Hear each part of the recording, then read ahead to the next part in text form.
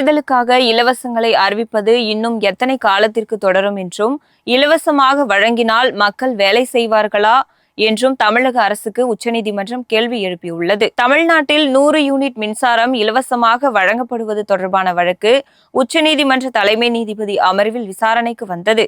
அப்போது அரசின் சலுகைகளை பெற தகுதியானவர்கள் மட்டுமின்றி அனைத்து தனிநபர்களும் பெறுவது நாட்டின் வளர்ச்சிக்கு உகந்ததல்ல. நேரடி பண பரிமாற்ற திட்டங்கள் அறிவிக்கப்படாமல் மக்கள் இனி வேலை செய்வார்களா என நீதிபதிகள் வினவியுள்ளனர். தொடர்ந்து இலவசங்களை வழங்குவதால் மாநிலங்கள் நிதி பற்றாக்குறையில் உள்ளன. இது போன்ற சலுகைகளின் செலவு இறுதியில் வரி செலுத்துவோர் மீதுதான் விழுகிறது.